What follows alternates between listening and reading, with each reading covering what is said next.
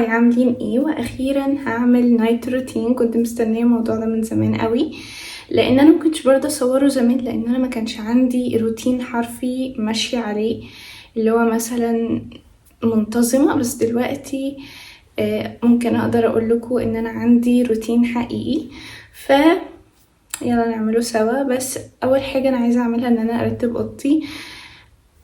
انا حاسه ان انا بحط الموضوع ده في كل فيديو، بس هي فعلا اوضتي بتتكركب بسرعه قوي قوي، لان انا مش من النوع اللي هو لما بيرجع من بره بيحط كل حاجه مكانها، وبرده مش من النوع اللي هو لو انا رايحه خروجه يعني الدولاب كله بيطلع بره حرفيا عشان انقي طقم واحد. ف شيء بديهي جدا ان هي ما تفضلش مرتبه، فبضطر ان انا اعمل كل يومين 3 ان انا انضفها او احط كل حاجه مكانها بمعنى اصح. فدي اول حاجه اعملها، وبعدين بقى الروتين الطبيعي اللي هو العادي بقى اللي انا بعمله كل يوم. فيلا بينا نبدا، مش هطول عليكم. ده الوضع الحالي اهو، كل حاجه في كل حته، وبرضو عايزه اظبط الحته اللي هناك. حاجات بقى كتير قوي على الارض، حاجات كتير قوي يعني. نفس الكلام في الدريسنج روم، برضو في حاجات كتير قوي وقعوا كده. يلا نبدأ. عملت السرير عشان بدأت بيه، عشان انا بحس انه خلاص اول ما هو يتعمل كل حاجة بقى بعد كده سهلة.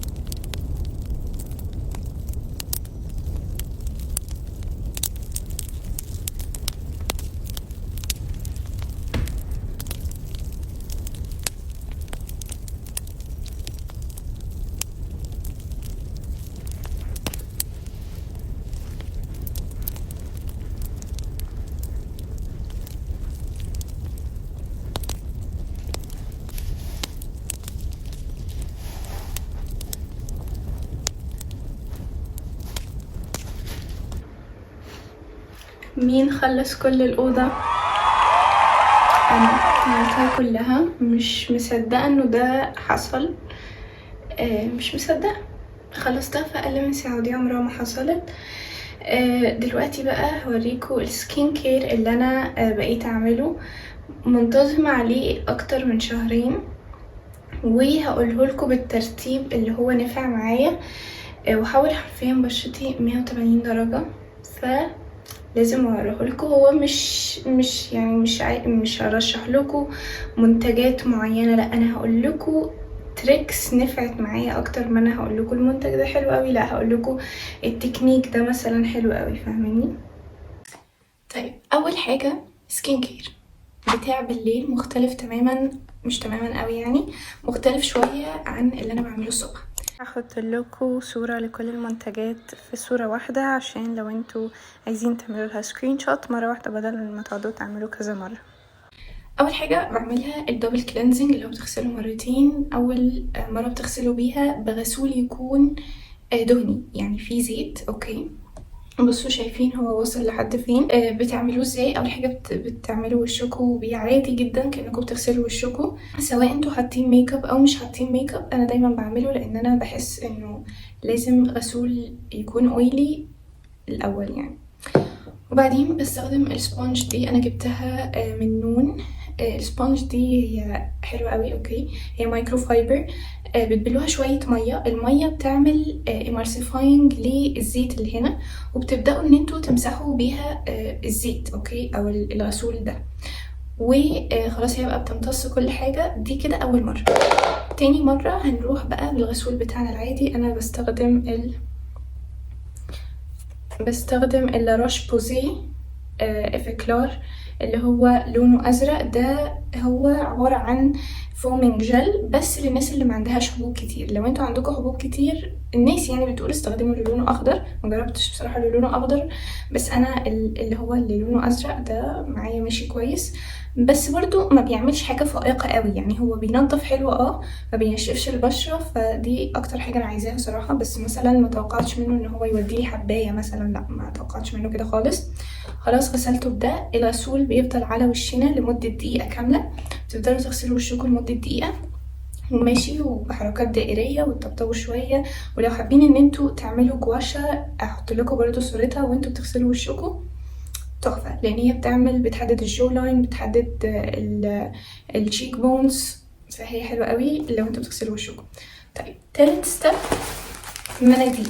بننشف وشنا بمناديل يا جماعة، علشان الفوطة لو قعدنا نستخدمها كل يوم فهي تفهميني هتجمع ميكروبس، ومش ده اللي احنا عايزينه. مش عايزين نحط بكتيريا على وشنا ابدا، لانه هي الفوطة هتبقى كل مرة بنقعد نستخدم فيها نفس الفوطة، حتى برضو لو غيرتوها هي مصدر للميكروبس، فأأمن حاجة هي مناديل. رابع ستيب وهي بقى المرطب. انا بستخدم المرطب بتاع المرطب ده هو برضو من لاروش بوزي، هو اسمه الافكلار اتش. هو حلو تمام. مش عارفة، انا لاحظت ان هو بيوديلي الحبوب، مش بيوديها بيعالجها، لا، ان هو يعني مثلا لو الحباية حمراء بيخليها مثلا ان هي تكون مش حمراء، انتوا فاهميني، كأنها حاجة عادية. وبحس ان هو بيريح الوش قوي، وهو فعلا تحفة. ده احلى مرطب انا جربته في حياتي، اديله 100 من 10 بجد. تحفة تحفة تحفة. هو اسمه الافكلار اتش الايزو بايوم، برضو من لاروش بوزي. على فكرة ده مش اعلان خالص، كان نفسي والله يبقى اعلان بس هو مش اعلان. باخد منه حتة صغيرة جدا، مش لازم اخد منه حتة كبيرة وبوزعها على كل وشي.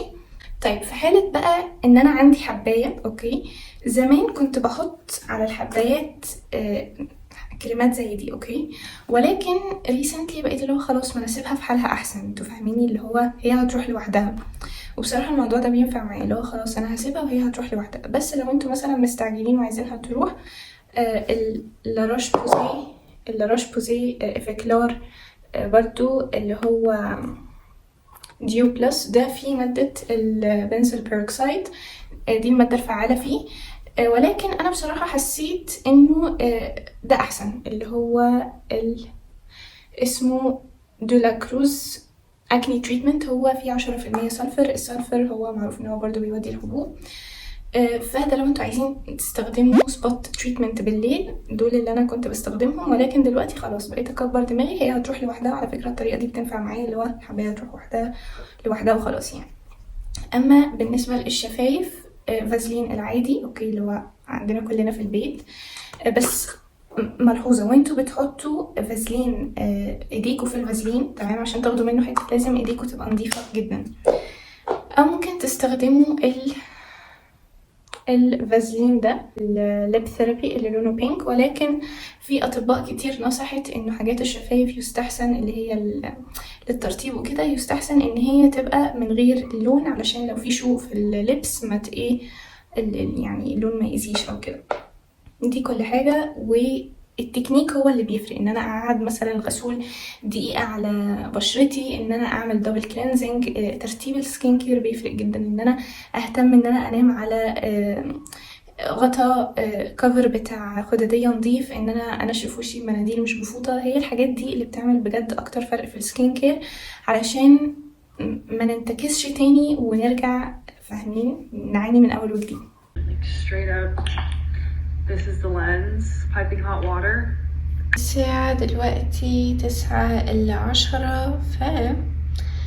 بما ان انا خلصت معظم الحاجات اللي عايزة اعملها، بحب ان انا امشي بلو بالليل، علشان الصبح بيبقى حر قوي، فالطريق بيبقى حر يعني، بيبقى سخن فبيلسع رجله يا حرام. انا اكتشفت الموضوع ده قريب يعني، فبقيت ان انا امشيه يعني على العصر للعشاء كده بس. هنعمل ده دلوقتي. هاخد البلو تمر عشان هو بيحبه، هاخد له 3 وانا كمان هاخد 2 او اكلت واحدة. تمر هو سنة.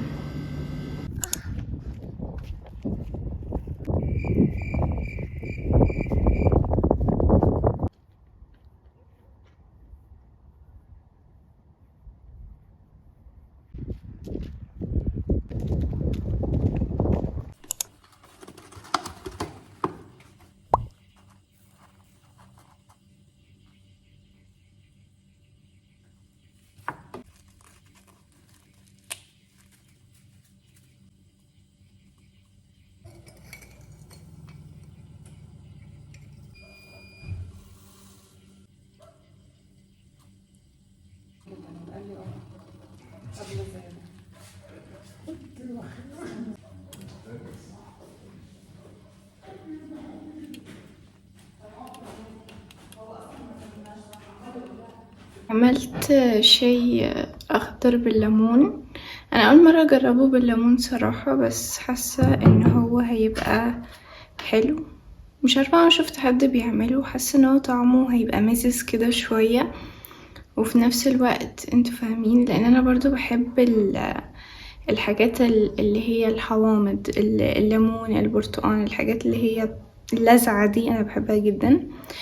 دلوقتي دي حاجة انا بعملها كل يوم، بس مش شرط بتبقى بالليل، وهي الجورنالينج، التدوين. انا عندي مليون طريقة بعمل بيها جورنالينج، بس الطريقة اللي انا حرفيا بعملها كل يوم ان انا بفتح وورد دوكيمنت.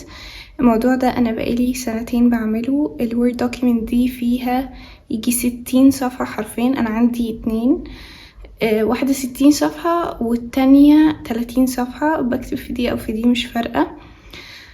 هي يا جماعة بجد بتطلع كل اللي في مخكوا، وبتفضلوا تكتبوا كأنكوا بتكتبوا لشخص جواب. انتوا فاهميني؟ شخص بقى خيالي، شخص انتوا فعلا تعرفوه بوا انتوا ما بتبعتوهاش في الاخر. وبتطلع كل حاجة في دماغكوا، سواء انتوا عايزين تقولوا بقى حاجة سعيدة حصلت، حاجة حصلت لكم وحشة، تحكوا موقف. كأن انتوا عارفين لو انتوا بالذات من الناس اللي هي بتتكسف تحكي لحد، او كتوم ما بيحبش يعرف حد حاجة، دي احسن طريقة ليكم ان انتوا تفضفضوا في نفس الوقت من غير فاهمة، مفيش من غير اي judgment، من غير ما حد يقولكوا ايه الهبل ده. انتوا فاهميني؟ فده انا بعمله كل يوم، وانصحكم ان انتوا تعملوه. فيلا بينا. او ببقى فاتحة بنترست جنبي عشان اقلب ساعات، يعني انا عندي ADHD لو محدش يعرف. انا بحب اعمل مليون حاجة في نفس الوقت، مش بإرادتي، بس هو بيبقى كده يعني.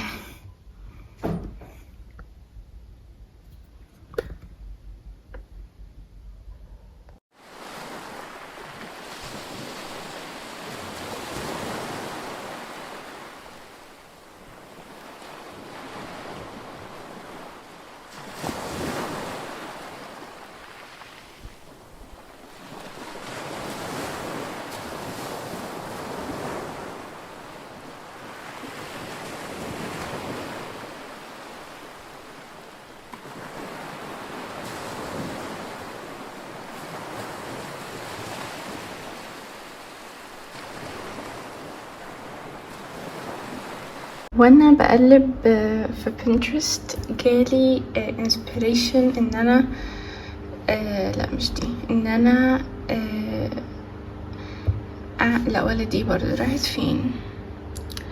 راحت فين اعمل reflection questions، وهي اسئلة. دي عجبتني قوي، بتقعدوا تسألوها لنفسكم علشان تتعرفوا اكتر على نفسكم. جماعة بجد حلو قوي ان انتوا فاهمين يعني مش عارفة، بس هو بيبقى احساس حلو يعني. حتى لو حاولوا كده تجربوا تسألوا الاسئلة دي لنفسكم، تكتبوا اجاباتها على ورقة وشوفوا بجد اللي هو قد ايه هتتصدموا ان انتوا حرفيا بتفكروا في الاجابات عشان انتوا مش عارفينها، انتوا متخيلين. فيلا نعملها. جبت الجورنال والاقلام. انا هستخدم لونين بس، استخدم ده وده، اخضر واسود، عشان ما نعملش فرح العمر.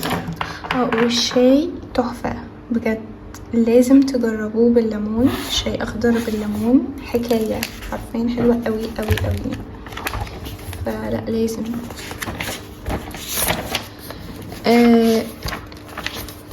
الجورنال بتاعتي مزدحمة بالجورنالينج شيء بديهي يعني.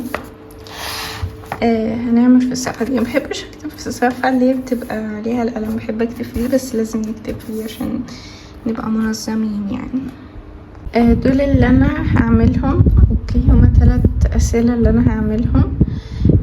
ده انا مش عارفة اكتب ايه هنا يعني، ولا ده ولا ده برضو يعني، بس ده برضو يعني اكتر حاجة.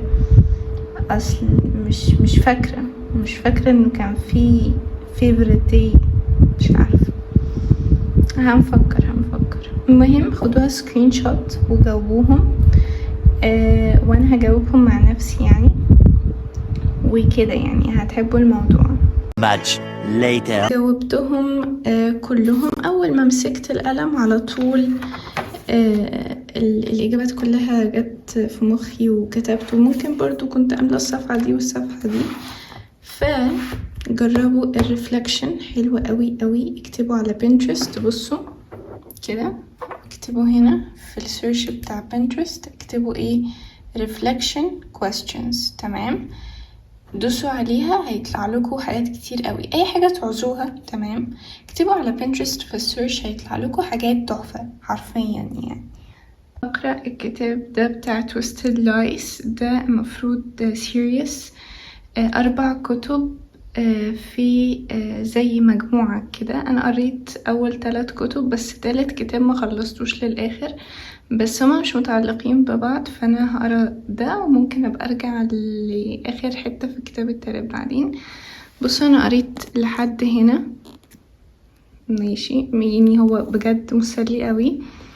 كل سيريز دي بتاع انا هونج حلوة قوي صراحة، فهكمله.